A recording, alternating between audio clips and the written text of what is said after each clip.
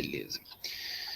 Bom, pessoal, bom dia, boa tarde, boa noite. Para quem vai nos acompanhar aí um pouquinho depois, sejam bem-vindos, né? Estamos na nossa aula de número 15, da disciplina de contabilidade gerencial.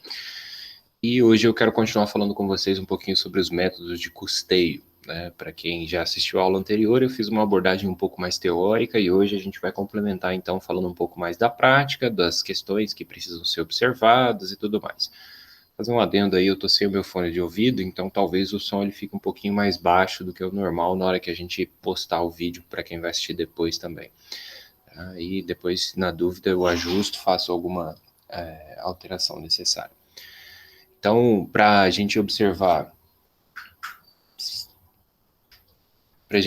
o conteúdo da aula de hoje, a gente vai falar basicamente sobre esses diferentes métodos, né, focando aí especificamente no custo variável na DRE e também o custo variável na perspectiva da DRE, aliás, o custo de absorção para a DRE, para a gente poder entender melhor qual é o impacto dessa informação no controle gerencial, como nós falamos. Então, aí precisa ser observado alguns fatores institucionais, comportamentais, mas eu preferi não trazer especificamente uma teoria, tá? Os slides que eu tenho aqui, eles são o resumo da aula anterior, só para a gente relembrar alguns conceitos. Então, na dúvida, vocês podem me pausar aí também para as meninas que estão assistindo ao vivo, me interromper, mandar uma mensagem, daí a gente vai comentando cada um dos detalhes. Por que eu vou focar só nesses dois e trazer a informação sobre a DRE? Porque talvez esse conhecimento sobre as demonstrações contábeis seja a parte mais interessante, né, para essa disciplina. Não dá para mensurar exatamente quanto de informação que as demonstrações contábeis apresentam quando a gente não conhece a estrutura, quando a gente não conhece onde olhar para saber ou encontrar ali a resposta que nós estamos procurando. Então, os métodos de custeio são importantes, mas eles dependem desse conhecimento, desse nível de entendimento em relação à forma como nós elaboramos a demonstração. Por isso que na aula anterior eu fiz aquela ênfase de explicar um pouco mais que a gente usa, né, no cotidiano, pelo menos, o custeio por absorção como um método mais comum, até pela questão do fisco, né, dentro da contabilidade, porque ele é um método aceito para a prática da elaboração das demonstrações em si, especificamente a DRE, que nada mais é do que a demonstração do resultado. E resultado, como a gente já estudou ao longo das aulas anteriores, ela é a representação, então, do lucro, do prejuízo, né, da receita menos a despesa. Então, resumindo aí, custeio variável, né, utilizado para compreensão em relação à margem de contribuição. O que é margem de contribuição? Margem de contribuição é o que a gente chama de sobra, né? É aquela contribuição que vai ser dada por cada produto para o pagamento de gastos, né, que a gente conhece como custos e ou despesas fixas. Por isso a gente tem essa fórmula, receita líquida menos custo variável menos despesa variável. No dia a dia, é difícil a empresa conseguir fazer uma separação mais clara em relação a essas nomenclaturas que são teóricas, né? Geralmente, quando a empresa consegue fazer isso, ela já tem uma estrutura boa, ela já tem ali uma equipe de trabalho definida, que conhece a realidade do negócio e tudo mais. Então, para a gente iniciar o estudo, a gente pode ir fazendo algumas segregações, não só teóricas, mas não está errado também juntar uma coisa com a outra. Na aula anterior eu expliquei para vocês, e vale relembrar, que custo variável difere-se aí, né? O custo difere-se da despesa no sentido do aspecto de produção, de confecção, de manufatura do produto.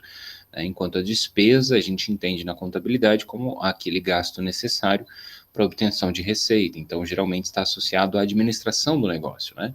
A venda, como nós chamamos também. E o custeio por absorção, em resumo, ele vai ser utilizado para compreendermos então o chamado lucro operacional, né? Ou conhecida também como margem operacional. O que é isso? É receita líquida, e a gente já vai entender por que essas nomenclaturas, o que é a receita líquida, né, dentro da estrutura específica do DRE. A função da margem ou lucro operacional relaciona-se então com a identificação de quanto aquele negócio está rendendo no sentido das suas atividades de maneira genérica, né? Então eu faço lá uma prestação de serviço, eu faço uma venda de mercadoria, eu vou conseguir entender quanto daquele dinheiro que eu recebi de fato é meu, né? Que fica ali, que o negócio gera ao longo da sua atividade dentro de um período, dentro de um mês, dentro de um ano, dependendo da forma como eu estou elaborando. E a margem operacional, ela também é chamada assim, né? Porque a gente tem uma fórmula mais específica, que ela é uma análise do próprio negócio, onde a gente vai dividir o próprio lucro operacional pela receita líquida para achar um percentual. É o mesmo conceito de margem de contribuição, né? A diferença é que a gente pode associar aí algumas outras informações, dependendo da metodologia que se usa, né? Mas, em resumo, esses vários nomes, essas várias formas de trabalho, elas vão depender da necessidade do gestor, da forma como ele prefere entender essa informação, e isso é o que tem que ficar claro para vocês, porque não existe um método certo, não existe um método errado. Existe a diferença entre ser ou não aceito pelo fisco, e isso, na verdade, é uma questão muito mais avançada, né? Porque aí a gente tem o detalhamento em relação à apuração de imposto de renda, contribuição social sobre o lucro líquido, são impostos calculados dentro de regimes tributários específicos, né? Como o lucro real, o caso do lucro presumido também, cada um com a sua metodologia, né? Enquanto que, por exemplo, a maioria das empresas no Brasil é do Simples Nacional, e aí a forma de cálculo, né, do imposto de renda de pessoa jurídica, da contribuição social sobre o lucro líquido, é outra diferente dessas que eu acabei de citar. Então, assim, tem muita coisa que a gente precisa entender o contexto, precisa compreender realmente. E como que eu pensei em trazer isso para vocês de uma maneira mais prática para a gente visualizar? Eu montei um exercício simples, né, uma atividade aqui para a gente poder ver alguns desses elementos e comentando passo a passo dentro de uma realidade imaginária, né, dentro de uma hipótese que nós teríamos aí num conceito prático do dia a dia. Quanto aos métodos, meninas, alguma dúvida, algum comentário? Ficou alguma coisa talvez que não tenha ficado clara ali na aula anterior? Vocês podem me aproveitar aí para me perguntar.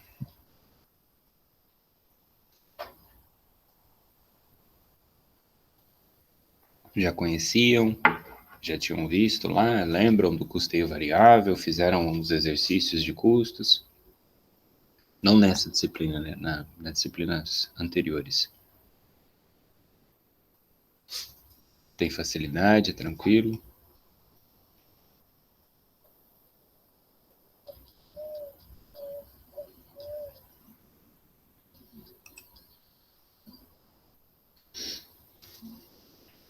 Tá. Geralmente a gente estuda numa disciplina chamada de custos mesmo, né? Aí depende, eu não sei se no curso do INEM tem separado como custos, ou talvez leva outra nomenclatura, né? Mas em contabilidade, pelo menos, a gente tem custos 1, custos 2, que é para entender algumas dinâmicas dessas variações em relação ao processo de produção, a relação do custo volume-lucro, cálculo de ponto de equilíbrio, é tudo dentro de uma disciplina só, né? Aí é uma geração de informação que não é aquela informação obrigada pela lei. Então, é basicamente isso que a gente está vendo. Qual é a utilidade disso para o processo de tomada de decisão? Tá? Então, o exercício, ó, eles são duas atividades. Aqui, número 1, as informações gerais, né? É que, na verdade, a número 1, ela é utilizada para responder a 1 e a 2, tá? Então, a gente vai ter gastos fixos mensais, um quadrinho aqui de uma produção de um produto, que seria uma camiseta sem estampa. A gente vai ter um produto B, que é o outro produto, camiseta com estampa. Nos exercícios que a gente fez de contabilidade, de débito e crédito, né? Eu expliquei isso na aula anterior. A gente não fez uma separação específica de um método de custeio, por quê? Porque lá nós estávamos usando um único produto, né? Então a informação era só uma. Então, geralmente, quando você tem mais de um produto, que praticamente todas as empresas têm isso, é quando você precisa tomar uma decisão em relação a qual método utilizar, né? E aí, se você não conhece direito nenhum nem outro, você não vai saber qual deles é o melhor, ou qual deles você está obrigado, talvez, a utilizar, se a sua empresa tem regras específicas e tal. E aqui, com a produção, com esse processo de fabricação, digamos assim, a gente tem a possibilidade de brincar um pouco com essas informações, tá? Então, basicamente assim, para começar, custos variáveis, matéria-prima, mão de obra, hora-máquina, né? Cada um deles tem também uma metodologia própria, específica, que a gente usa para calcular, para definir alguns critérios básicos, mas eu preferi trazer uma informação já pronta para a gente poder acelerar o raciocínio e não ter tanta dificuldade assim para relembrar algumas coisas, né? Mas aí, se eu quero calcular a hora-máquina lá, eu vou ter que definir um valor dessa hora trabalhada, fazer uma mensuração ao longo de um mês para saber quanto que cada produto consome daquilo. Eu preciso lembrar aqui, como é que eu chego num valor, por exemplo, aqui de matéria-prima consumida por cada produto dentro da minha indústria, dentro da minha empresa ali. eu preciso ter alguém coletando essa informação, né? Então, um sistema de informação vai me dar esse relatório, digamos assim. A gente não está começando aqui do zero, tá? É como se a gente já tivesse algumas informações históricas que nos ajudam a entender a dinâmica do processo. Então, se você vai implantar isso numa empresa, aí a conversa é outra. Você vai ter que achar meios e formas de levantar essa informação primeiro. Em alguns casos, até você vai ter que criar alguns critérios para poder levantar essa informação, para daí depois fazer o exemplo que a gente está fazendo aqui hoje. Né? Então, é interessante observar como varia de cada caso, né? Como varia para cada empresa. E no nosso caso, eu só preferi trazer para realmente ficar mais dinâmico essa primeira abordagem que nós estamos fazendo aqui. E esse conteúdo ele é complementar a tudo aquilo que a gente já tem visto, tá? Então, isso aqui é uma informação que vai ser útil na hora da gente fazer lá o débito e crédito, na hora da gente trazer isso para uma informação contábil. Então, de acordo com o custeio variável, nós vamos responder. São 3 perguntinhas, e depois, de acordo com o custeio por absorção, aqui embaixo, a gente vai responder outras 3 perguntinhas, né, que são as mesmas, mas por essa perspectiva de cada um desses métodos. Ficou faltando o custeio por atividade, que aí a gente teria que ter uma informação mais detalhada do negócio, separar ele por grandes áreas, separar por departamentos, atividades e processos específicos, para poder levantar essa informação. Mas basicamente o por atividade ele é mais utilizado para fins gerenciais quando já se tem toda uma estruturação da empresa. Então, quando não se tem nada, ou você começa pelo custeio variável, ou você começa pelo custeio por absorção. E a gente vai ver a diferença de cada um aqui de uma maneira mais prática, então. A pergunta da número 1, letra A, refere-se então ao custo unitário de cada produto, que talvez é a coisa mais básica que a gente precisa saber fazer.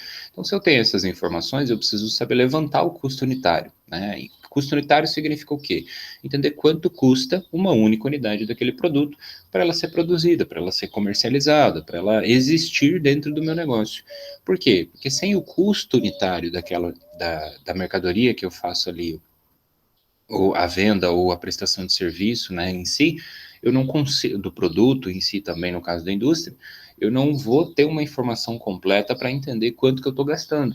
Né? Então, independente se eu tenha R$ 1.000 de receita e um custo unitário de R$ 1, se eu não tenho a informação desse R$ 1, a minha informação está incompleta. Então, eu vou achar que eu estou ganhando R$ 1.000 a cada venda, mas na verdade eu não estou ganhando tudo isso. Então, quanto mais informação eu tenho do negócio, melhor fica o processo de tomada de decisão. E como é que a gente poderia calcular o custo unitário de uma maneira muito simples, né, e básica para começar o raciocínio?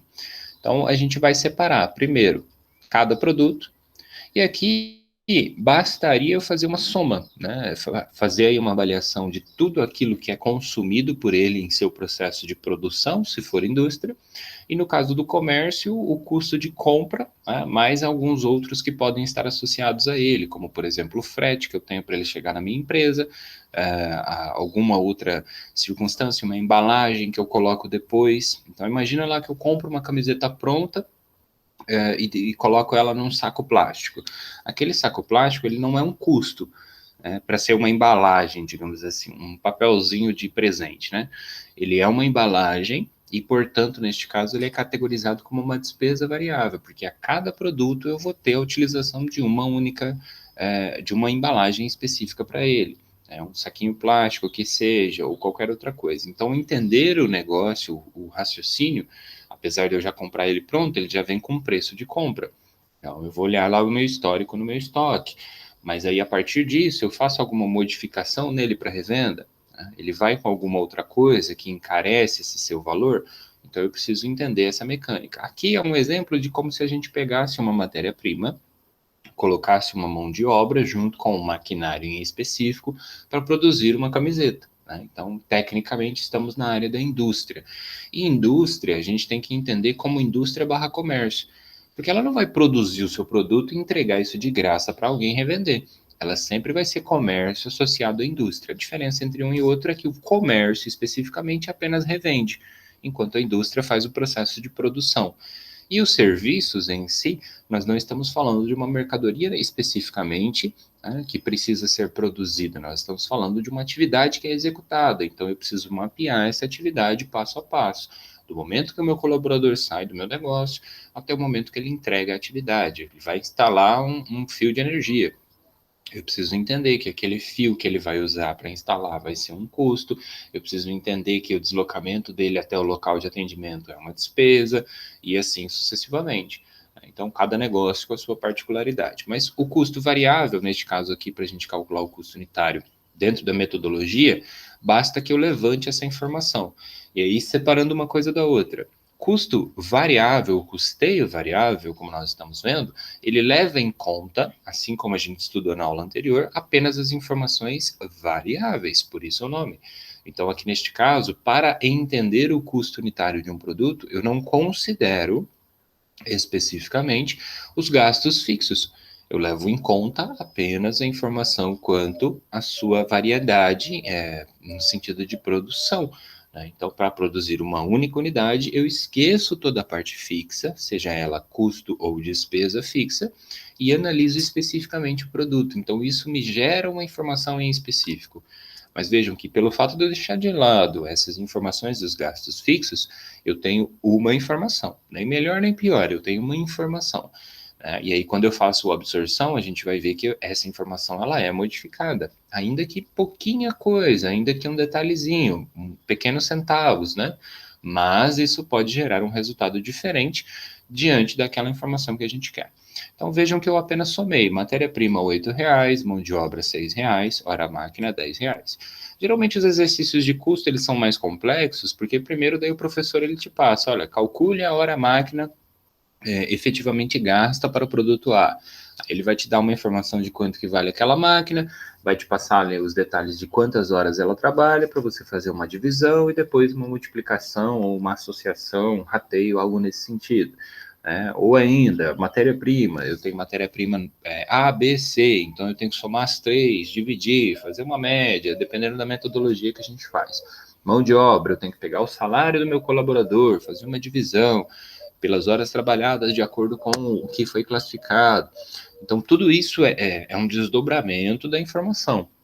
Aqui eu já passei como se a gente tivesse feito todos esses cálculos para realmente associar o raciocínio com aquilo que a gente viu na teoria, né, que é a informação pronta para leitura e tomada de decisão.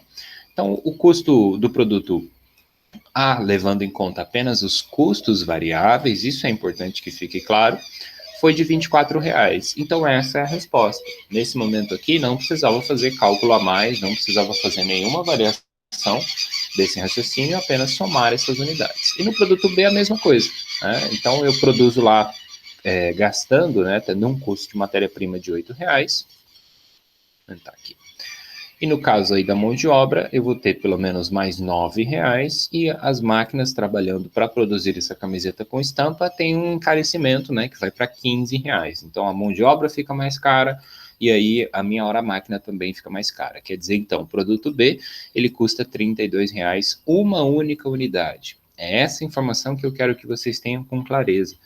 Porque custo unitário significa isso. Então eu posso calcular o custo unitário pelo custeio variável, e posso calcular o custo unitário pelo custeio por absorção, por atividade, seja a absorção parcial ou total, né, dependendo da informação que eu quero. Beleza? Então, aqui está a resposta da número 1, letra A.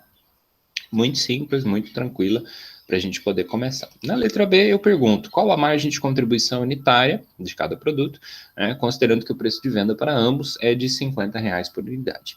E aí a gente quer fazer o quê? Um entendimento sobre a margem de contribuição. O que é a margem? É a receita, a gente chama de receita líquida, porque eu tenho a receita bruta e dessa receita bruta eu vou diminuir impostos que são calculados em específico.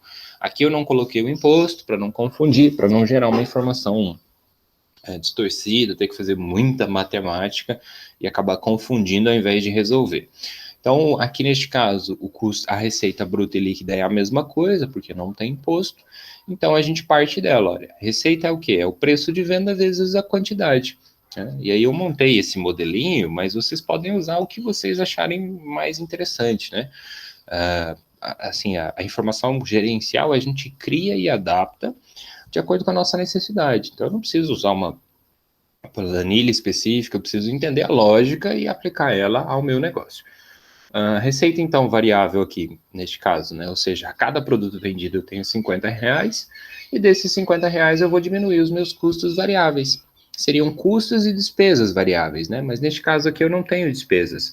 eu tenho apenas custos variáveis. Então, 50 menos os 24 no caso do produto A, a gente vai chegar a um valor de R$ 26. Então, a informação que nós estamos buscando é essa daqui. E aí eu posso ter ela monetária, só marcar aqui. Eu posso ter ela monetária ou ainda dentro de um conceito de acordo com a análise que eu quero fazer em percentuais, né? Para calcular esse valor. E no caso do produto B, a gente vai fazer o mesmo raciocínio. 50 menos 32, eu vou descobrir que dele me sobram R$18. Então é como se a cada unidade que eu produzo, eu faço uma venda daquela unidade, e na hora que eu fizer a venda, dos R$50 que estão entrando, eu já gastei 18. No caso do produto A, eu vou ficar com 18, né? Eu já gastei 32. E aí, desses 18, eu vou pegar e vou ter que pagar as minhas contas fixas, né? As despesas operacionais fixas que eu vou ter ali ao longo do negócio. Então, a partir desses R$18 é que eu vou fazer os cálculos, por exemplo, lá do ponto de equilíbrio, ou ainda eu vou avaliar de acordo com a informação que eu tenho, né? O custo de oportunidade e outras situações, tá? Então, aqui neste caso, produto A, margem de contribuição foi de R$26. O que eu fiz? Apenas repliquei a informação, menos 8, menos 6, menos 10, ou seja, menos 24. E aí, 50 menos 24, sobram R$26. No caso do produto B, 50 menos 32, sobram R$18. Margem de contribuição, mais uma vez, é aquilo que sobra. E sobra para quê? Não é lucro ainda, né? Eu preciso entender essa diferença. Sobra para pagar os gastos fixos, os custos e as despesas fixas, tá? Quando eu falo gastos, eu estou falando dos dois. Fazer investimentos e outras coisas que eu possa escolher fazer. Então, aqui, como vocês estão vendo, letra B também é muito simples na parte variável. Por quê? Porque lembrem-se que eu estou falando da margem de contribuição unitária variável, né? Estou analisando apenas a parte variável. E na última questão, né, a letra C, sabe-se que a empresa, com sua infraestrutura, tem a capacidade de produzir até 2.400 unidades do produto A e 600 unidades do produto B. Então, aqui eu delimito uma capacidade de produção, por quê? Porque se eu produzo uma única unidade de cada um desses produtos, eu tenho uma receita para cada um deles, eu tenho um custo variável para cada um deles. O que é custo variável, o que é custo fixo, como vocês devem se relembrar? Se eu produzo 2 unidades, neste caso aqui do custo variável, eu tenho ali um custo para cada um deles. Então, se eu fizesse 2, vai entrar R$100, mas ao mesmo tempo eu vou ter um custo que vai ser de 24 mais 24. Então, vou chegar aos meus 48 de custo variável no produto A, ou ainda 64 no produto B, que é esse aqui multiplicado pela quantidade. Então, quando a gente faz a capacidade produtiva e coloca isso em discussão, a gente quer entender essa mecânica, porque o custo variável ele cresce conforme a minha capacidade de produção. Então, produzir 1, eu tenho um custo. Se eu produzir 2, isso se multiplica. Se eu produzir 10, isso também se multiplica. Assim como a receita varia de acordo com a nossa capacidade de venda, né? Então, eu não posso vender o que eu não tenho. Se eu produzir 1.000 e vender 1.000, eu vou ter uma receita. Se eu produzir 1.000, eu vou ter um custo, e assim sucessivamente. Então, para calcular essa variação, eu estou perguntando aqui no caso de um mês, por quê? Porque lá a informação do custo fixo, voltando no exercício, né? A gente vai ter os gastos fixos mensais, que vai ser o aluguel, a água, a energia, e um total dessas despesas fixas. Para entender, então, o que seria uma DRE, uma demonstração de resultado, né? E o que é resultado? É receita, de cima para baixo, menos despesa. Então, a gente vai ter um modelo da DRE ali, que eu vou mostrar ele completo para vocês já já. Só complementando aqui, então, como que eu calculo? Olha, eu separei produto A e do lado produto B. Como a gente está falando de gastos variáveis, a gente vai fazer uma DRE variável para cada produto e ela para por aqui. Então, ela não considera individualmente para os produtos, né, um gasto fixo em específico, porque daí se eu considero individualmente, eu já estou utilizando algum critério de rateio. Se eu estou utilizando algum critério de rateio, eu estou utilizando um outro método chamado custeio por absorção, né, ou por atividade, dependendo da forma que eu estou trabalhando. Então, isso foi explicado também no sentido teórico para vocês na última aula, né? E aqui seria o exemplo. Então, o que eu faço? Começo pela receita. A receita é a minha venda, né? É o preço de venda vezes a quantidade. Então, vejam, como é que eu cheguei nesses 120 mil aqui? Que conta que a gente está fazendo? Olha, Eu estou fazendo R$50, que seria o nosso preço de venda, vezes 2.400 unidades. Tá? Simples assim. Então, receita vezes preço de venda vezes quantidade é a mesma coisa que a receita. Então, se eu vendesse 2.400 unidades, eu vou produzir e vender dentro de um mês. Quanto de dinheiro que vai entrar na hora que eu fizer essa venda? Então, eu vou ter uma entrada de R$120 mil neste caso. E aí, entrou esses 120 mil, eu preciso lembrar o quê? Que eu já gastei para produzir antes de vender. Então, o custeio variável, ele me gera essa informação. E a cada produto, eu descobri então que eu vou gastar R$8, né? Especificamente aqui eu estou separando a informação comunitária, mas para vocês entenderem, só para relembrar. E aí eu vou ter uma soma, né, desses montantes, em cada um deles, vezes os 2.400. Né? Poderia dar o total também aqui, pegar a minha matéria-prima, né, e calcular ela multiplicada já por 2.400. Então, 8 vezes 2.400. Eu só quis trazer a informação unitária para vocês relembrarem e verem como é que eu cheguei a essas informações aqui. Tá? Então, como eu disse, não tem um padrão, não tem um método, não tem... O que a gente tem são as indicações da doutrina, mas isso também é adaptável. Né? Então, pode ser que o livro apresenta lá um modelo dele, porque aquele professor pensa assim, mas não quer dizer que você tem que seguir especificamente aquilo. O que se convencionou é entender que quando eu falo de custo variável, eu não considero a parte fixa. Né? Então, é só para analisar a capacidade de produção. Então, se eu produzir mais, eu gasto mais. Se eu produzir menos, eu gasto menos. E aí eu entendo a relação desse negócio, para compreender justamente se vale a pena ou não produzir mais ou produzir menos. Acho que está claro, né? Eu imagino que não deva ser um raciocínio assim muito complexo, né? A proposta era essa realmente. Com isso, a gente chega a um custeio variável, né? Somando esses valores, o nosso custo unitário vezes a quantidade. Então, aí eu vou ter 57 mil de custo. Se eu tenho essa informação, eu consigo descobrir qual é a margem de contribuição daquele produto. E aí eu consigo delimitar. Então, mais uma vez, eu estou pegando 120 menos a minha receita líquida, menos o meu custo variável. Se tivesse despesas, ia tirar as despesas também, variáveis, mais uma vez, para calcular a nossa margem de contribuição. A parte aqui dos fixos seguindo embaixo, não utilizamos, né? E aí no produto B replica o raciocínio modificando o quê? O preço de venda, ele é o mesmo? R$50? Sim, então mantém. Qual é a quantidade produzida e vendida? 600. Simples assim. Então, 50 vezes 600, eu tenho que achar uma receita de R$30 mil, seguindo aí o raciocínio. E depois eu vou somar esses dois. Né? E aqui no caso do custo variável, fiz da mesma forma para ficar o mesmo raciocínio também.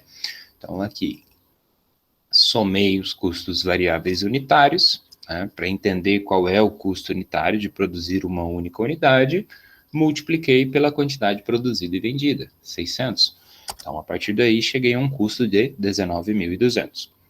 E a partir desse critério, a gente observa, então, uma margem de contribuição de 10.800. E a soma de tudo para entendermos, né, para percebermos ali essa informação. Então, aqui neste caso, 150 mil foi o total que a gente vendeu.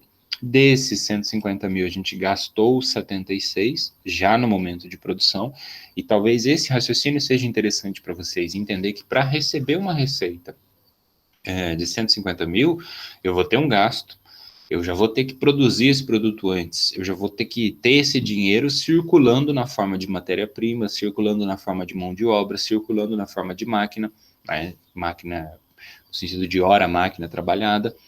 E aí eu preciso perceber isso para entender a dinâmica do meu negócio. Senão, eu vou achar que eu vou vender 120 mil, o cliente vai me dar esse dinheiro, e daí eu vou gastar e receber esse montante. Na verdade, eu já consumi, principalmente matéria-prima, né? Que salário, hora máquina trabalhada, a gente consegue até trabalhar com uma perspectiva de futuro.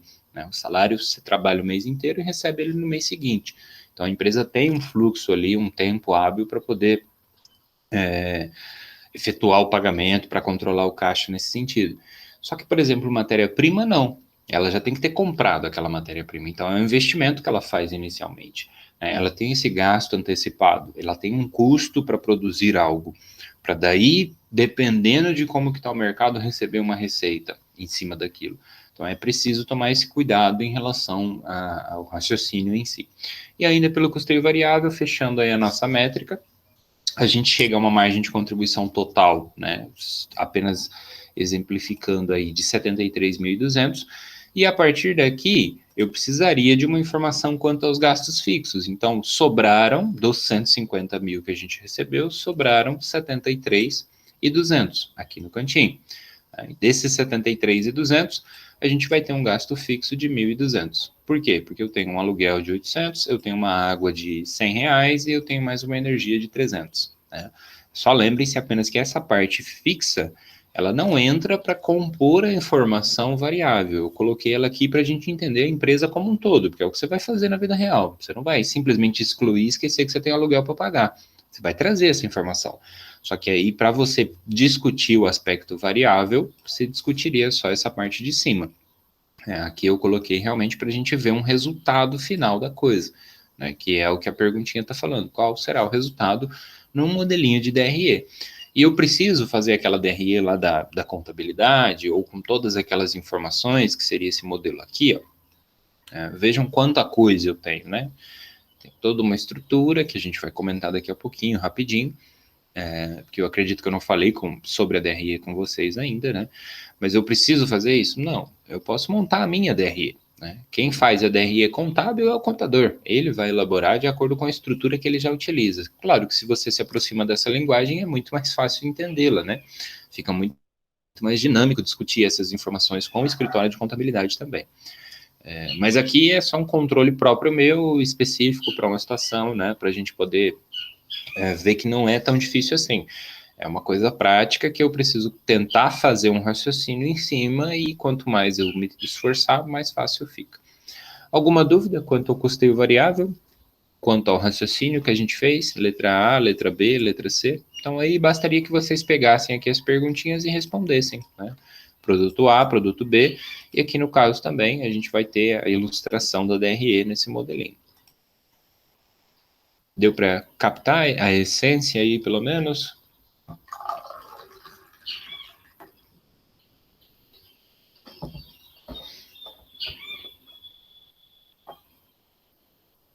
Chegou mais alguém? Dá uma olhadinha. Bom dia, Karen, tudo bem? Tá tranquila aí? Conseguiram acompanhar? Bom dia, professor, tudo bem? Desculpa, eu entrei um pouquinho atrasada, eu acabei me confundindo com os horários. Não tem problema não, pode ficar tranquilo.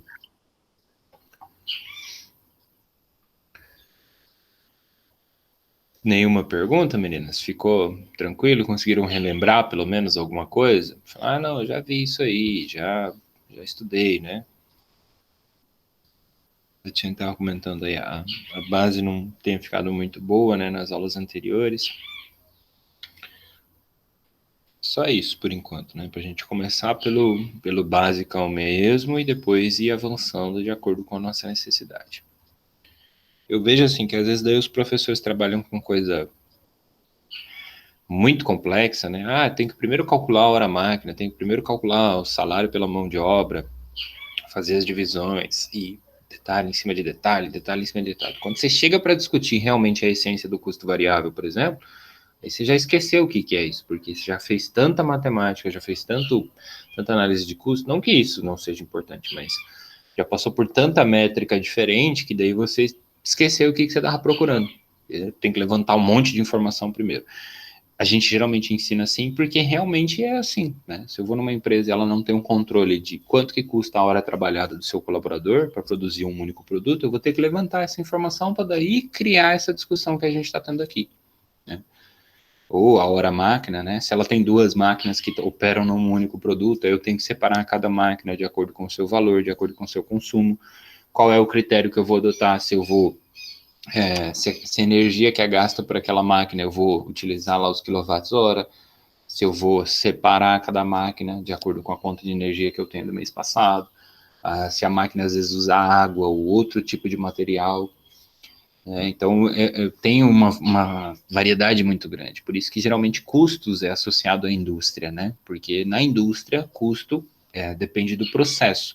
E o processo de transformação de algo bruto em um produto, né, em uma mercadoria, que seria algo final ali para ser revendido, varia muito. Então, produção de uma camiseta é diferente da produção de uma xícara. Eu vou ter uma mecânica diferente no processo e os custos logo vão ser diferentes também. Então, é só uma questão de entender realmente o negócio e adaptar. E aí, se você segue sempre essa linha de raciocínio, né, começo, meio e fim, você vai ver que fica mais tranquilo. Então, eu vou exemplificar aqui o custo por absorção, que seria, no caso, a questão 2, tá? Mas aí, para responder a 2, a gente usa as mesmas informações iniciais, tá? Da 1 também, só tem o produto A e o produto B, porque eu não queria replicar e trazer tudo de novo, né? Mas as perguntas são as mesmas também, até para a gente comparar uma coisa com a outra. Então, qual o custo unitário de cada produto? Vamos lá. Depois, qual a margem de contribuição unitária? E, por fim, qual é o resultado? Eu deixei a questão 3 aqui, que é o ponto de equilíbrio. Se der tempo, eu vou falar e a gente vai calcular também, para falar um pouquinho mais sobre essa metodologia que a gente está usando. Então, deixa eu voltar aqui. Eu acho que assim fica melhor. Então, vamos lá. Qual o custo unitário de cada produto? A gente já viu, né, a exemplo do custo variável, agora estamos falando da absorção. Né? E aqui eu não vou fazer a separação se é absorção parcial ou se é absorção total. Lembra lá, no absorção parcial a gente só usa os custos fixos e não as despesas.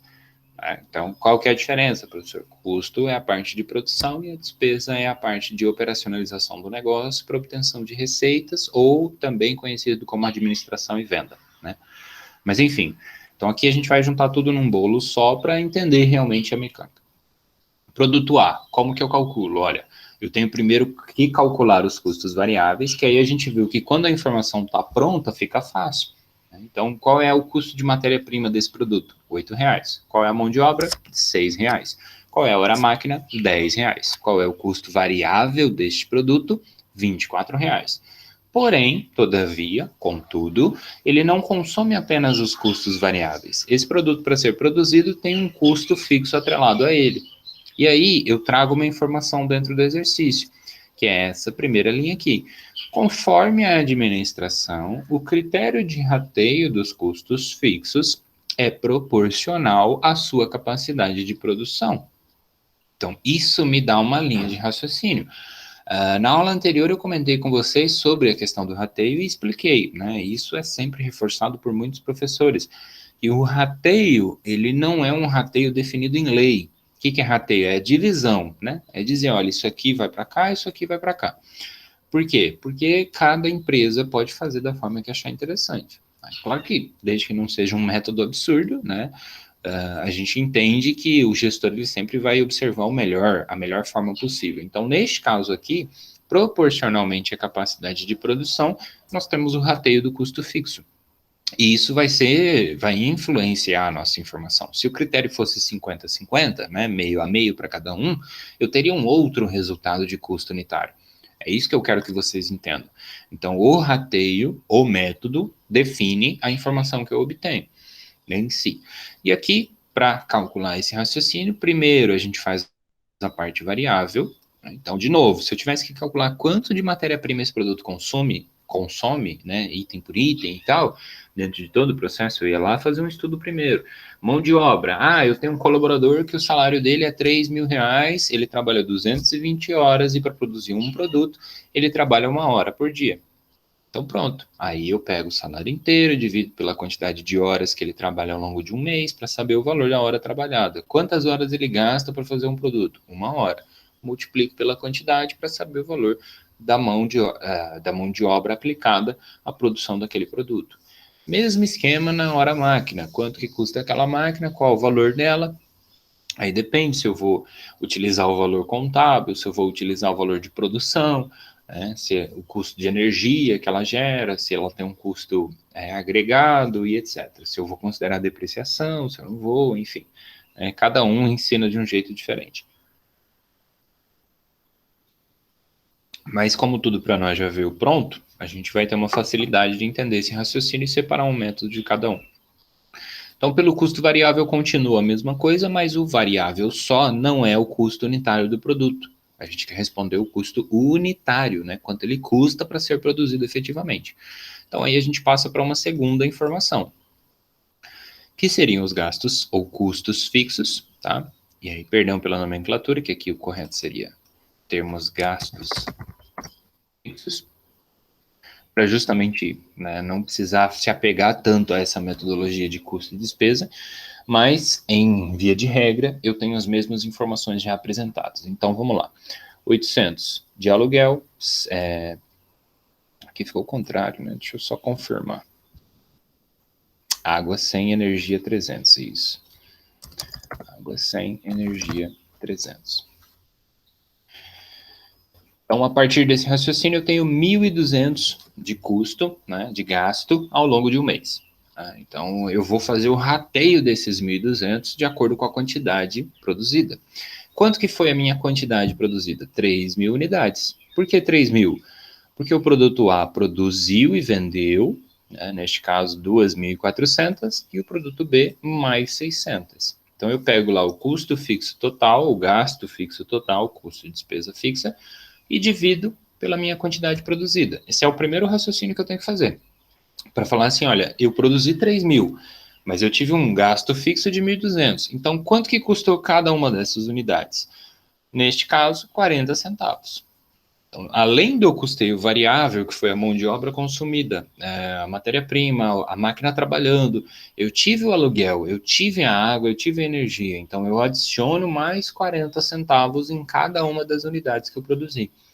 Isso é o custo unitário quando a gente observa o método por absorção. Aí eu vou fazer o critério de proporcionalidade. Por quê? Porque eu tive ali uma variação. Eu produzi 3.000, que significa 100%, e o produto A desses 3.000 representa 80%, né? Que são 2.400 dividido por 3.000. Ou seja, daquele montante total dos 3.000, 2.400 foi só o produto A. Então é justo, pelo gestor, pela visão que a gente viu aqui, que esse produto A receba proporcionalmente os custos fixos, né, de acordo com a sua produção, porque em tese ele foi o que mais gastou o aluguel, o que mais gastou água, o que mais gastou energia. Às vezes, estudando um produto, a gente descobre que não é exatamente isso. Por isso que os custos têm lá tanta especificação. Mas é que aqui a gente está parando nesse momento dizendo, olha, o critério é proporcional, né? Mas eu poderia investigar cada um deles, fazer outros critérios de rateio justamente para levantar essa informação e falar, bom, a gente pensa que o produto A é o que mais gasta, mas na verdade não é. Está aqui o levantamento de custos variáveis, está aqui uma análise dos custos fixos rateados de acordo com o consumo de cada um. Então, aí eu consigo delimitar os meus parâmetros. E, às vezes, você pode, inclusive, trabalhar numa empresa que está usando parâmetros errados. Porque talvez só conhece esse método. Ah, não, eu vou dividir meio a meio, eu produzo 2 e 50 para cada um. Não para analisar todo o processo produtivo daquela unidade em específico, para daí talvez levantar uma informação diferente disso. Mas vejam, né, das 3.000, que é o 100%, é o todo, 80 é o produto A e 20 é o produto B. E com este critério de proporcionalidade, o que, que a gente faz? Cada unidade não custou mais 40 centavos? Então, desses 40 eu divido, eu rateio. Esses 40 vão 32 centavos para um, 8 centavos para outro, produto A e produto B. Eu acho que esse raciocínio vocês devem se lembrar com maior clareza, né, com tranquilidade. Isto é rateio. O critério é a proporcionalidade e eu posso usar diferentes métodos de acordo com a minha necessidade de informação. Bom, então aí, seguindo o nosso raciocínio, eu tenho que resumir e responder a pergunta ainda, né? Porque toda essa matemática foi feita para levantar a informação, mas eu não cheguei à resposta. Então, qual é o custo unitário? É o custo fixo, rateado, mais o custo variável daquele produto.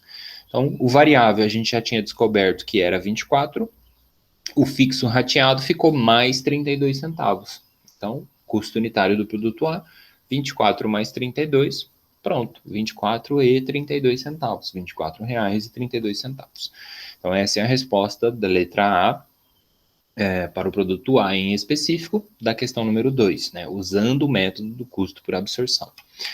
Para o produto B, a gente faz a mesma métrica que foi feita aqui em cima, né? Então, eu apenas replicaria esse raciocínio, eu ia descobrir de novo que é 40 centavos cada unidade, pelo critério de proporção, ia descobrir que são 8 centavos para o produto B. Então, vejam como é simples depois que eu começo a criar uma base de informações. Custo variável, só repliquei. R$ 32,00 mais 8 centavos. Qual é o custo unitário do produto B? R$ 32,08.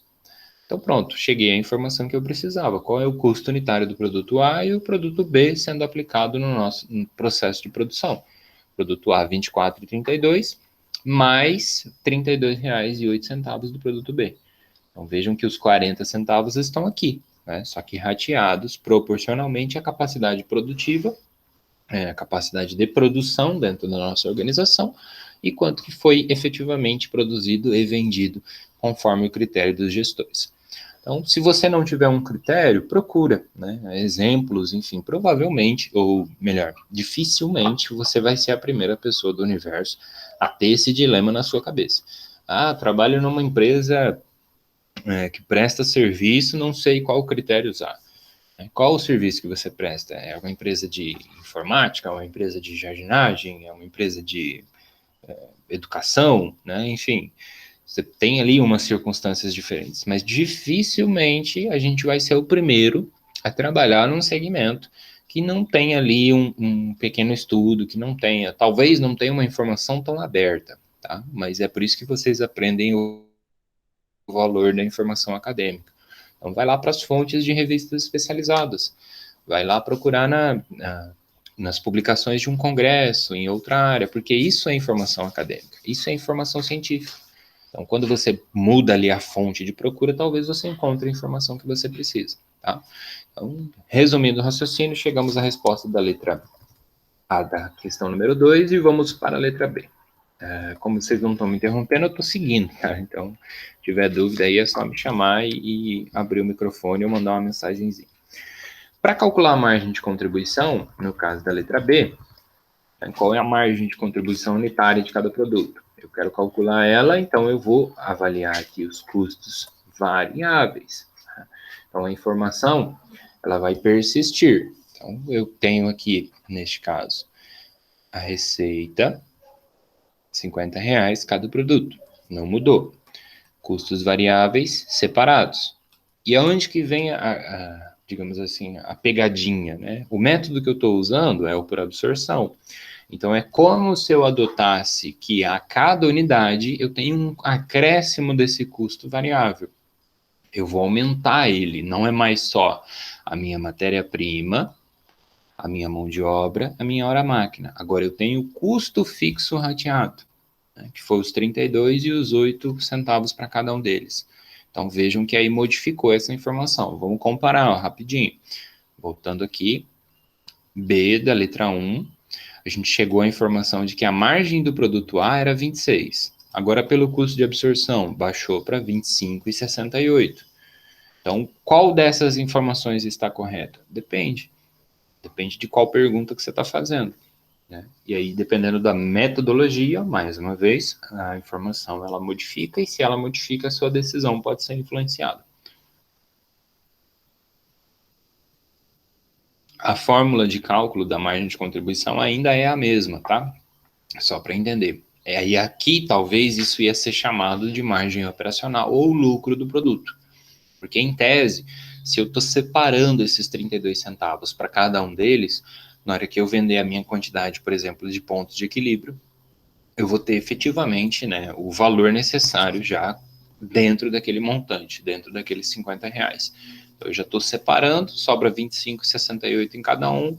A hora que eu vender a quantidade mínima necessária, eu vou ter o lucro mínimo necessário para empatar receita e despesa, né? Então, tudo que eu ganho empata com tudo que eu gasto e a partir dali em diante apenas o lucro, beleza? E aí o mesmo produto B, né? Não tem muita diferença, a gente só modifica os valores, 50 menos 32, que é a soma desses custos variáveis, e aplica também os 8 centavos. Né?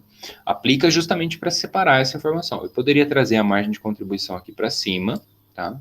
Porque eu estou chamando de custo fixo rateado para vocês entenderem, né, neste caso, mas é apenas para ilustrar. Então, eu teria margem de contribuição menos o custo fixo rateado, daí eu teria uma margem operacional, ou um lucro operacional de cada um desses produtos, né? E aí, dependendo da informação que eu preciso, eu vou adaptando. Na letra C, é o mesmo raciocínio que a gente aplicou, só que agora, vou achar uma linha boa aqui que pega tudo. Aí. a gente aplicou para poder avaliar, né, e trazer a informação. Então, eu vou continuar fazendo aquela produção, 2.400 de um, 600 de outro, 3.000 no total. Então, começa por onde? Receita. Receita é o quê? É preço de venda vezes quantidade. Vamos lá, R$ 50, que é o nosso preço de venda, vezes 2.400 unidades. E do outro lado, mesma coisa. R$ 50 vezes 600, que é a nossa quantidade efetivamente desse exercício. E um total que nada mais é do que a soma do resultado da empresa, né?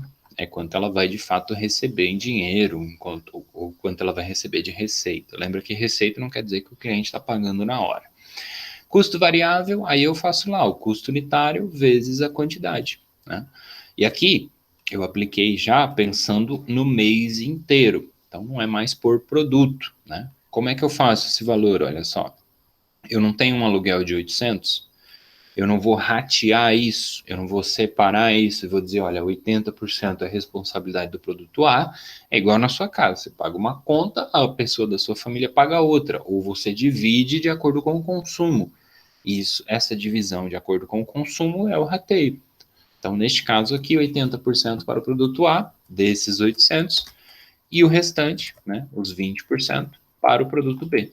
Então, é a mesma informação, só que separada agora num montante total, né? Precisa ser assim? Poderia fazer aquele valor unitário e multiplicar pela quantidade. Em tese, tem que ser a mesma informação. Aí, se der um resultado diferente, aí você já fala, opa, tem alguma coisa errada aqui. Por que está mudando, né, esse valor? Aí entender a lógica, mais uma vez, e etc.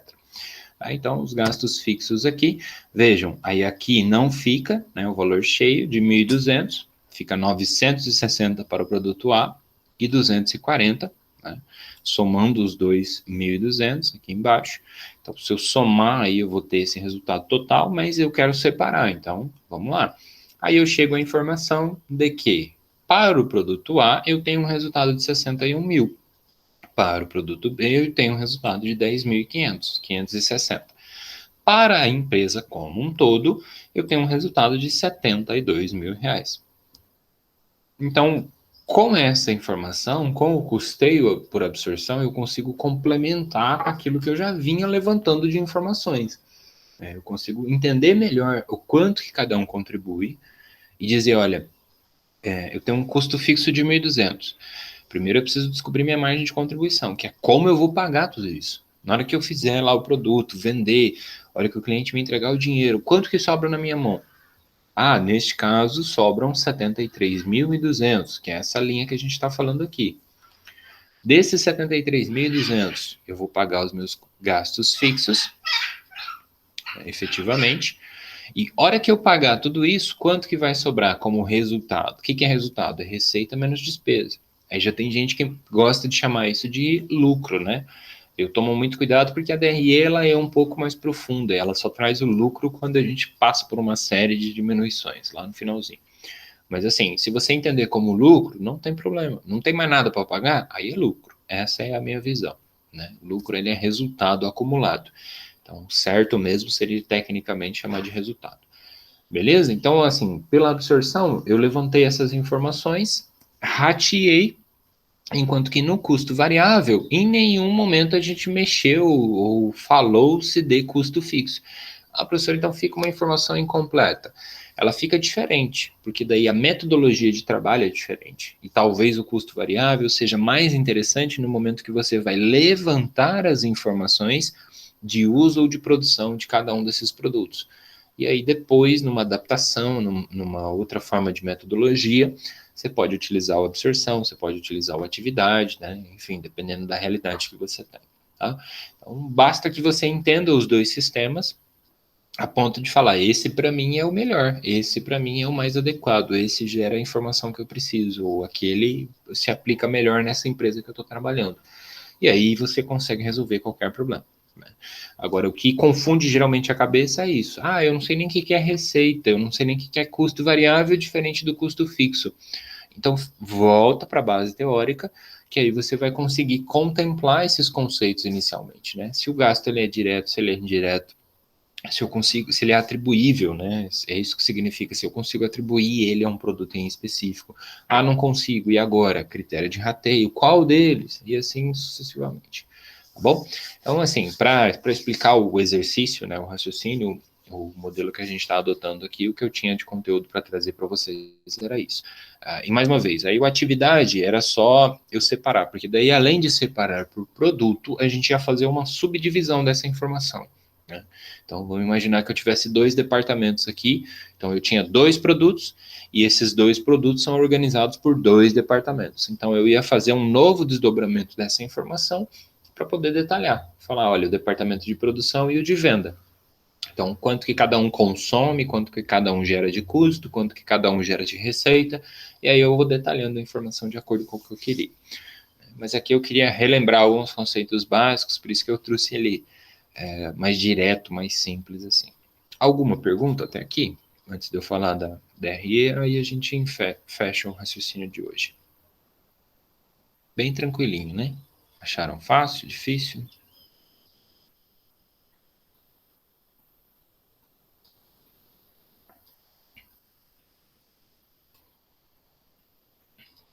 Nada, meninas?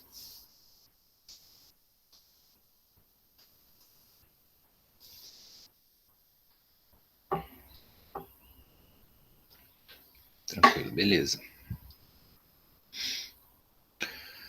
Tá, então eu vou falar agora da DRE, tá? Aí segue o mesmo raciocínio, por quê? Na prática, abrir aqui, já para vocês visualizarem. Deixa eu só achar um zoom adequado aqui. Acho que assim fica bom, né?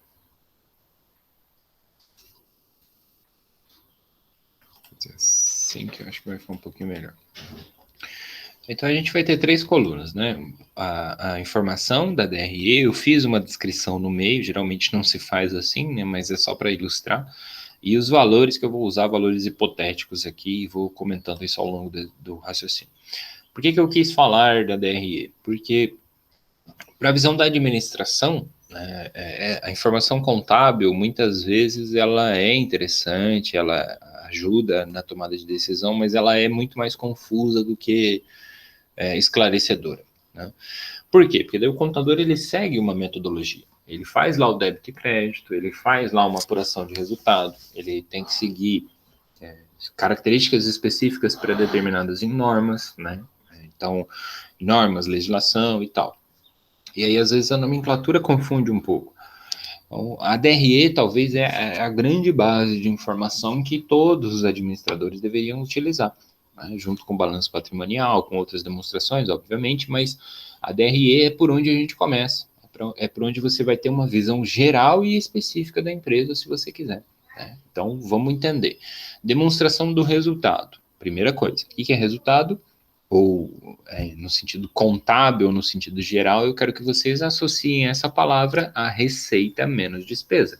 Então, o que é despesa? É tudo aquilo que eu gasto para obter receita. O que é receita? É tudo aquilo que entra e aumenta o caixa, a situação patrimonial da minha empresa. Então, é aquilo que entra de acordo com o que eu vendi.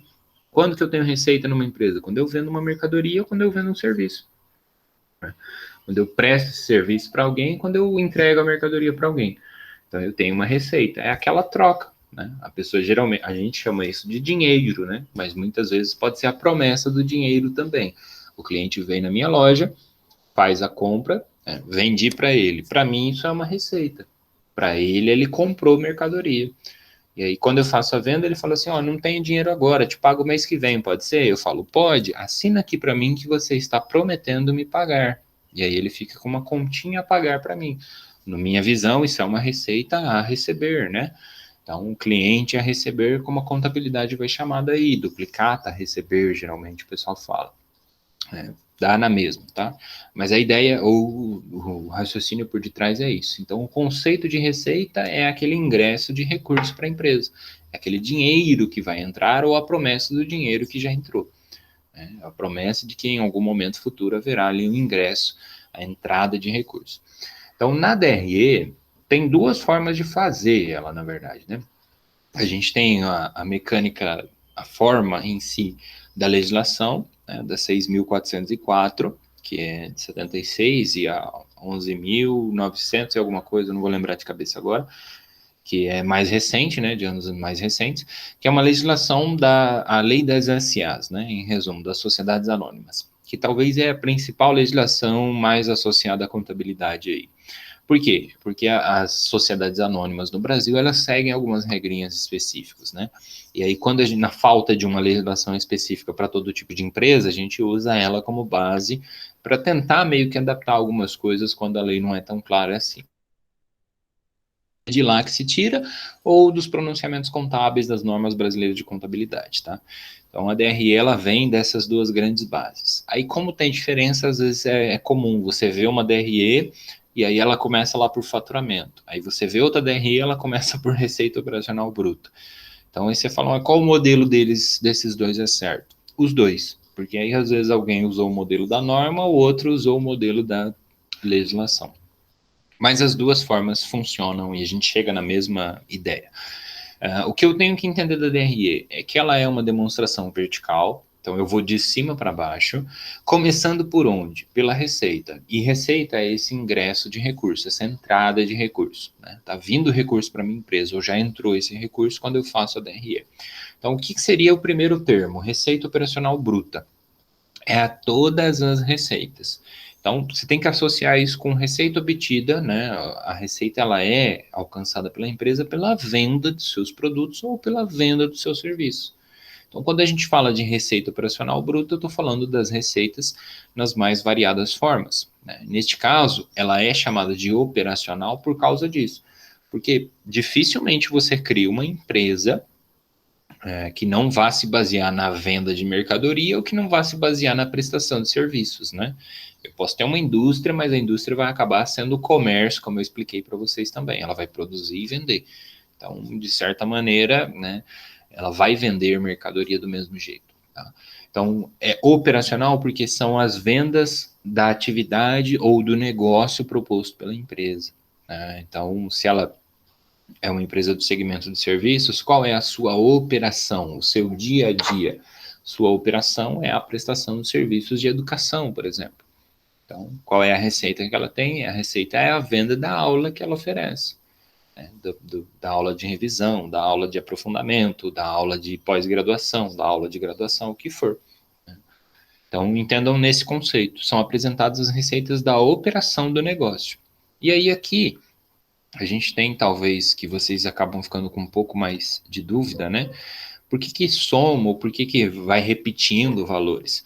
Então, percebam, se eu tenho uma receita de serviço de 40 mil e se eu tenho uma receita de mercadoria de 60, qual foi o total da minha receita bruta?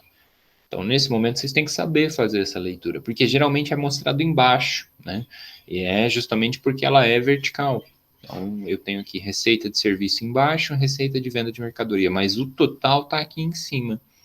E esse é um modelo já da contabilidade, é uma linha de raciocínio usada dentro de praticamente todas as demonstrações contábeis, porque eu tenho a informação como analítica e como sintética. Sintética é aquela grandona, né? É dizer assim, olha, eu vendi, eu tive uma receita bruta de 100 mil reais.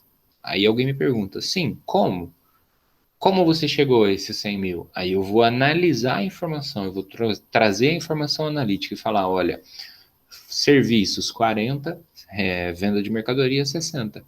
Então foi assim, informação sintética e informação analítica mais detalhada, para uma análise mais profunda, beleza? E aí é só somar, né? Então não estranhe se repetir os valores, se, enfim, não pode somar duas vezes, isso tem que tomar muito cuidado. Aí a gente tem um campo chamado de deduções, por isso a diferença entre receita operacional bruta e receita operacional líquida. Então a gente vai pegar a bruta, fazer as deduções e a hora que terminar a gente vai ter uma receita operacional líquida. Vamos ver quais são essas deduções aqui rapidinho. Então a gente vai ter, olha, são todas as deduções pela qual a receita passa antes efetivamente de chegar ali ao cofre da empresa. Então eu posso ter devolução de venda, desconto incondicional concedido, imposto sobre a venda, abatimento sobre a venda. O que é uma devolução de venda? É quando eu faço uma venda, o cliente desiste, a venda foi cancelada. Então eu fiz a venda, né? Mas ele desistiu, como ele desistiu, isso volta para mim. Então, como eu já fiz a venda daqueles 40 mil que eu vendi lá, do serviço, mais os 60 da mercadoria e tal, R$ 100 voltou. Então, percebam, o valor está aqui do lado.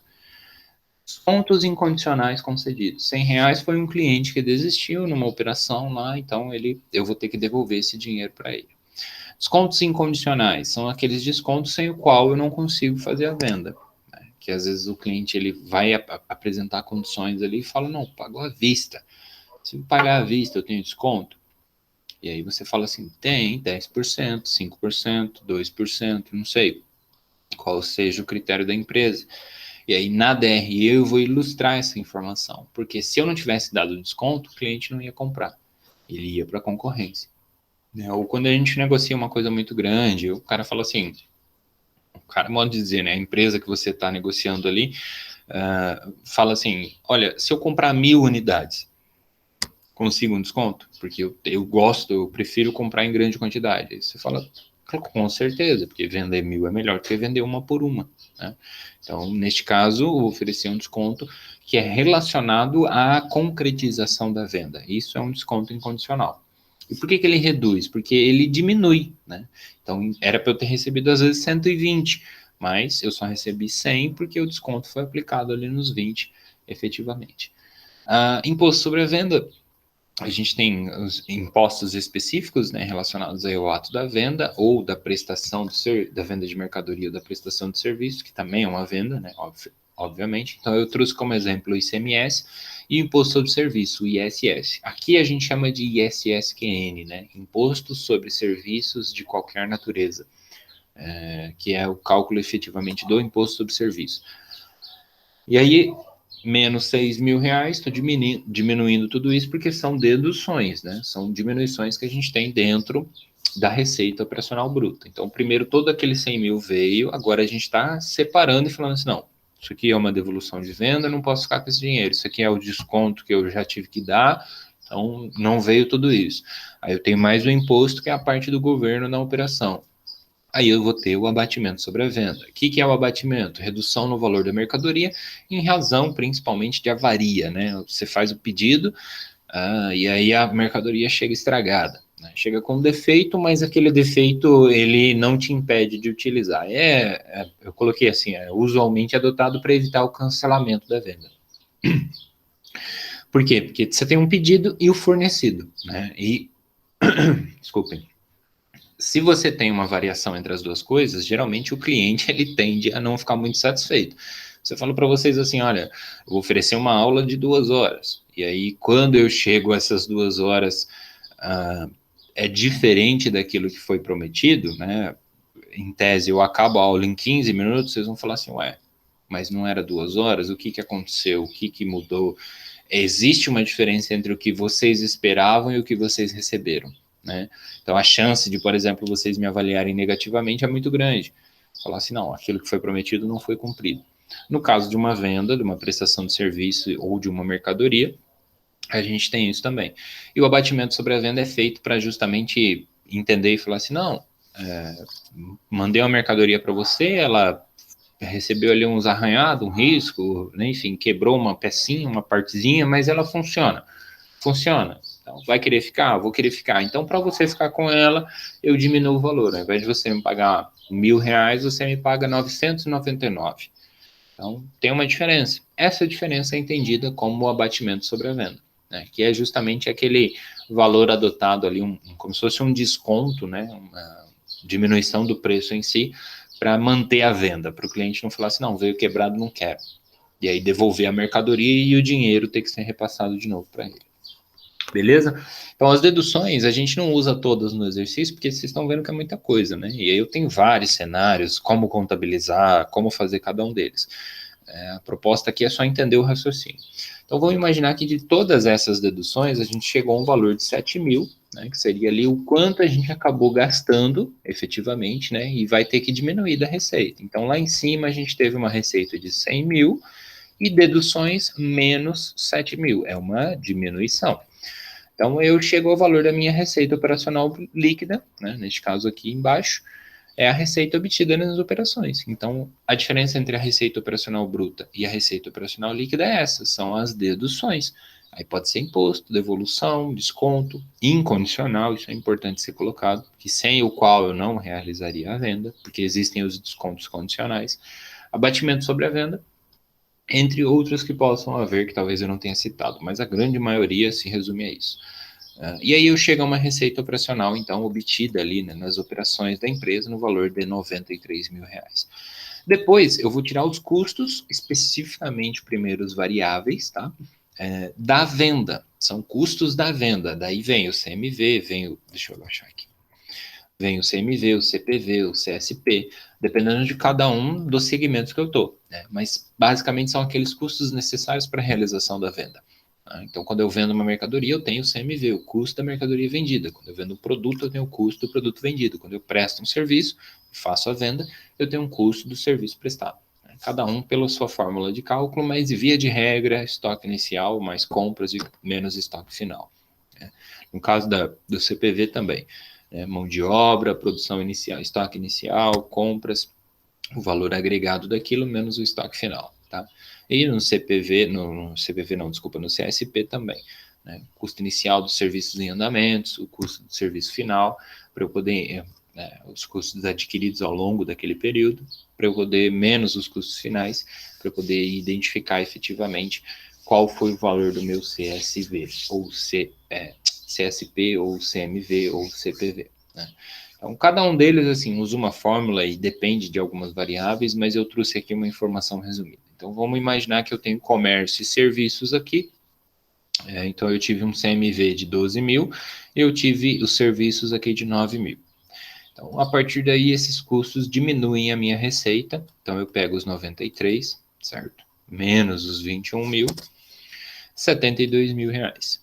Eu tenho, então, o resultado operacional, que é aquilo que a gente entendeu até agora, né, no cálculo, no raciocínio, antes ainda dos custos fixos na minha DRE.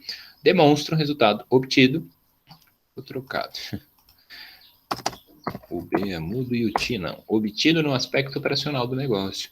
Então, 72 mil é quanto sobrou. Porque, vejam, é aquela lógica. Os 21 mil eu já gastei antes mesmo da receita entrar para a empresa. O CMV foi gasto antes, o CSP foi gasto antes, enquanto eu executava aquele serviço. Então, ele não está incluso. É como se eu precisasse ter esse dinheiro antes, né? De receber esses 93 mil em si.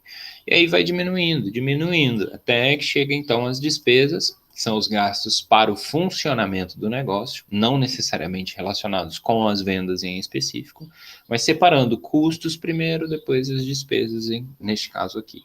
E aí a gente pode ter vários tipos de despesa, né? Com venda financeira, geral, administrativa, outras, enfim, dependendo da organização. A lei, ela cita lá, ela fala cada uma dessas, né? Mas não é que você tem que usar essas categorias em específico. Não, são grandes áreas que a gente usa para meio que organizar a informação. Então, despesa com venda, qual que seriam os exemplos? Comissão, frete, todos eles vão estar relacionados aqui, né? Aí eu somo tudo isso e tem um grande grupo, despesa com vendas. Por exemplo, aqui, 4 mil reais.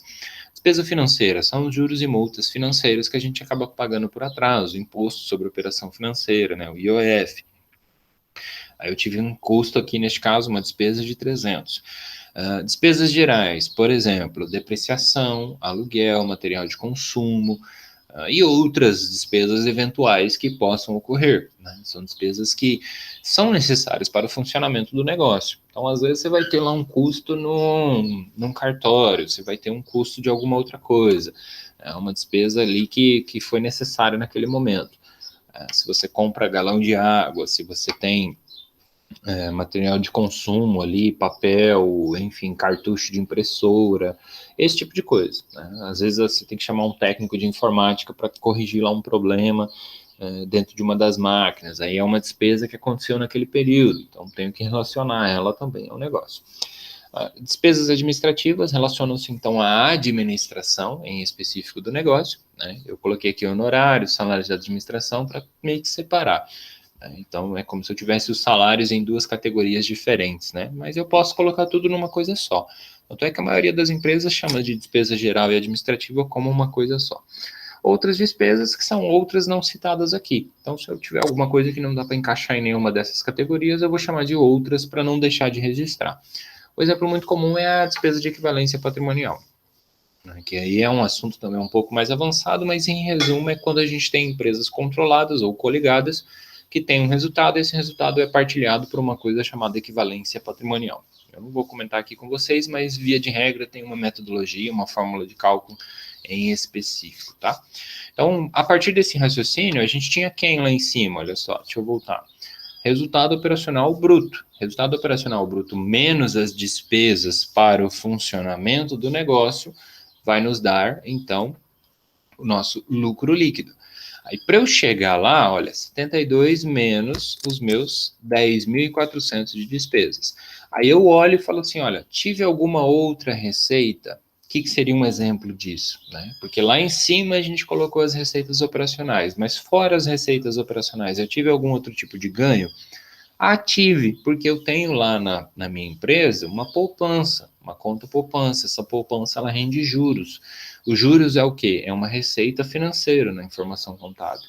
Então, são ganhos que não fazem parte. O objetivo da empresa não é ganhar dinheiro com a poupança do banco, é ganhar dinheiro vendendo a mercadoria, operacionalizando seu negócio pela venda de mercadoria ou pela prestação de serviço. Mas ela teve um ganho com a poupança, com a aplicação financeira que ela fez. Então, isso é uma receita para ela, precisa ser contabilizado, precisa ser apresentada essa informação. Então, aí eu chego às outras receitas, são ganhos que não fazem parte, né, dessa operação do negócio. Citei os exemplos aqui, ganho na venda de imobilizado, que vai acontecer uma vez e nunca, né, e etc. Então, diminuo as despesas, somo as outras receitas. Aí eu chego ao nosso lucro líquido antes do imposto de renda. Tá? E aqui é onde a gente estava parando. Né? Eu expliquei isso para vocês nesse momento. É como se a gente, no exercício, ficasse por aqui. Né? O lucro antes do imposto de renda. A gente não está calculando. O imposto de renda eu preciso saber se é do simples, se é do lucro presumido, se é do arbitrado, se é do lucro real. Né? Conforme o regime de tributação, eu tenho uma metodologia de apuração dessa informação. Então, aí aqui, neste caso, para não ficar muito complexo, eu estava apresentando para vocês até esse momento. Então, só trouxe tudo hoje, que é realmente para a gente ver item por item do modelo mais comum utilizado. E vejam que essas tantas informações a gente não estava usando, né? E aí, quanto mais rápido vocês dominarem o modelo do DRE, melhor fica extrair a informação dos custeios que a gente está estudando. É por isso que uma coisa está associada à outra. Então, aí eu teria o imposto de renda da pessoa jurídica, não vou falar profundamente aqui, né? Mas em resumo, tem uma metodologia de cálculo, e aí coloquei um valor hipotético aqui, que é o valor anterior vezes 15%. É assim? Não, é um pouquinho mais profundo que isso, mas é só para simplificar. Depois a gente chega a um lucro ou prejuízo acumulado, chamado antes das participações. Então vejam que ainda não terminou, continuamos na mesma DRE. Antes das participações de quem? Dos debenturistas, dos empregados, administradores, partes beneficiárias e fundos. Quem que é cada um desses? São os credores da empresa. É de onde ela tirou dinheiro ou mão de obra para conseguir fazer o negócio funcionar.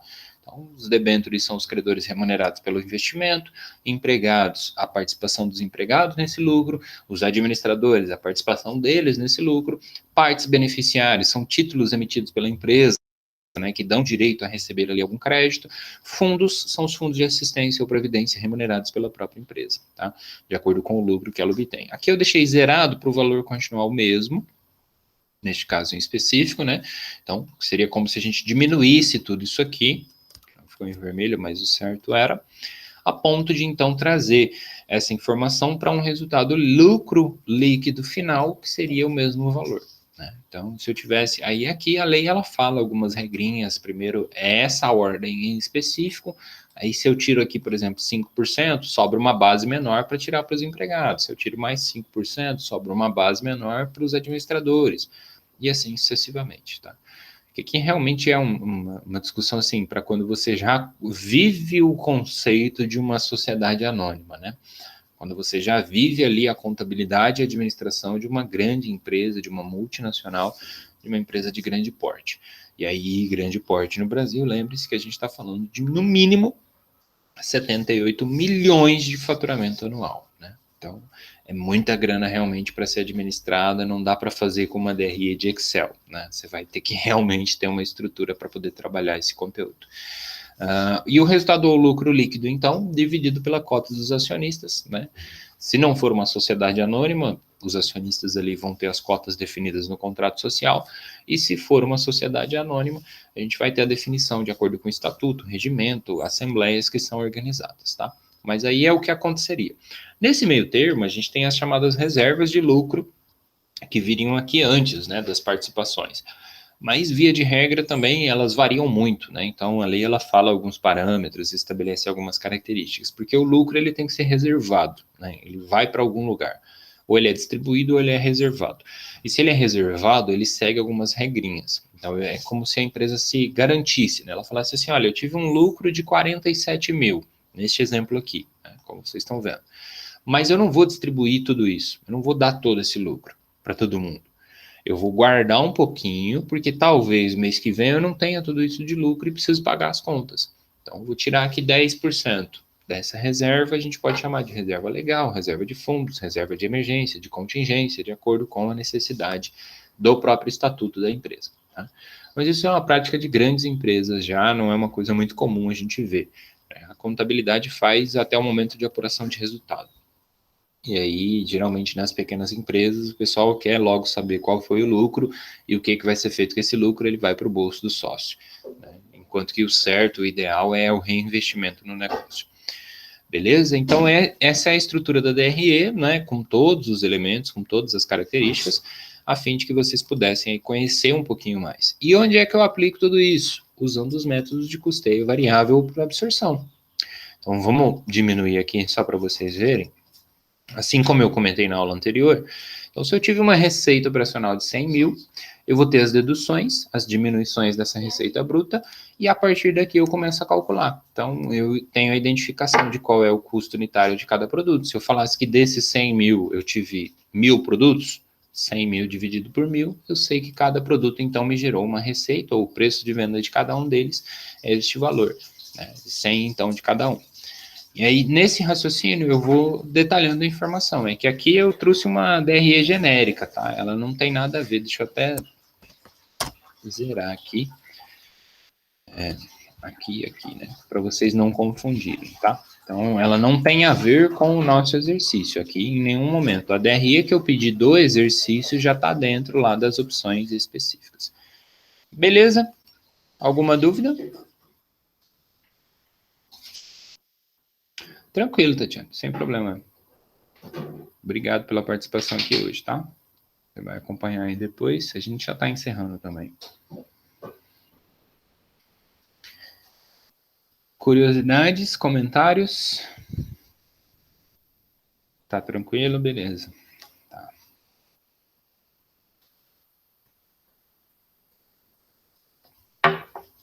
Então, eu vou deixar disponível para vocês o exercício, vocês poderem olhar lá esse resultado também. E aí, efetivamente, depois a gente vai fazendo novas versões desse exercício, adaptando aquilo que a gente já vem fazendo também com o exercício de contabilidade, né? Deixa eu interromper aqui, daí eu não fico nesse espelho. Nenhuma pergunta? Então, vou pausar aqui a gravação para não ficar muito extenso. Obrigado, então, a todos que assistiram aí agora e vão assistir depois também.